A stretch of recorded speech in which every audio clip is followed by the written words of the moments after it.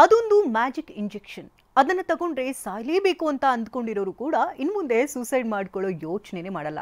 ಹಾಗಿದ್ರೆ ಯಾವುದೇ ಜೀವರಕ್ಷಕ ತೋರಿಸ್ತೀನಿ ನೋಡಿ. ಆತ್ಮಹತ್ಯೆ ಯೋಜನೆ ತಡೆಯಲು ಇಂಜೆಕ್ಷನ್ ಸಂಶೋಧನೆ. ಈ ಇಂಜೆಕ್ಷನ್ ಕೊಟ್ಟರೆ ಆತ್ಮಹತ್ಯೆ ಯೋಚನೆ ಸುಳಿಯಲ್ಲ.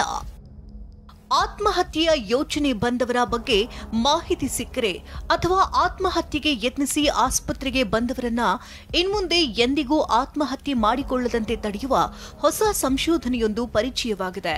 ಇದೊಂದು ಇಂಜೆಕ್ಷನ್ ಆಗಿದ್ದು ಸದ್ಯ ರಾಜ್ಯದ ವಿವಿಧ ಆಸ್ಪತ್ರೆಗಳಲ್ಲಿ ಲಭ್ಯವಿದೆ. ಆತ್ಮಹತ್ಯೆಗೆ ಯತ್ನಿಸಿ ಆಸ್ಪತ್ರೆಗೆ ಬರುವ ರೋಗಿಗಳನ್ನ ವಿವಿಧ ಮಾನಸಿಕ ಮತ್ತು ದೈಹಿಕ ಪ್ರಯೋಗ ಚಿಕಿತ್ಸೆಗಳಿಗೆ ಒಳಪಡಿಸಿದ ಬಳಿಕ ಈ ಇಂಜೆಕ್ಷನ್ ಅನ್ನ ನೀಡಲಾಗುತ್ತೆ. ಒಮ್ಮೆ ಈ ಇಂಜೆಕ್ಷನ್ ತೆಗೆದುಕೊಂಡವರು ಮತ್ತೊಮ್ಮೆ ಆತ್ಮಹತ್ಯೆ ಯೋಚನೆ ಮಾಡುವುದಿಲ್ಲ ಅಂತ ವೈದ್ಯರು ಪ್ರತಿಪಾದಿಸಿದ್ದಾರೆ. ನಾವು ಈ ಒಂದು ಇಂಜೆಕ್ಷನ್ ಅನ್ನು ಒಂದು ಸಲೈನ್ ಡ್ರಿಪ್ಪಿನ ಮೂಲಕ 40 ನಿಮಿಷದಲ್ಲಿ ಇದನ್ನು ನಾವು ಇಂಜೆಕ್ಷನ್ ಕೊಡ್ತೇವೆ. OT ಆಪರೇಷನ್ ಥಿಯೇಟರ್ ಒಳಗೆ ಕೊಡೋದು. ಈ ಕೊಡೋದ್ರಿಂದ ಏನಾಗ್ತದೆ ಅಂತ ಹೇಳಿದರೆ, ಈ ರಿಪೀಟ್ ಆಗಿ ಆತ್ಮಹತ್ಯೆ ಮಾಡ್ಕೊಳ್ಬೇಕು ಅಂತ ಹೇಳಿ ಬರುವ ಯೋಚನೆ ಇಮಿಡಿಯೇಟ್ ಆಗಿ ಕಮ್ಮಿ ಆಗ್ತದೆ.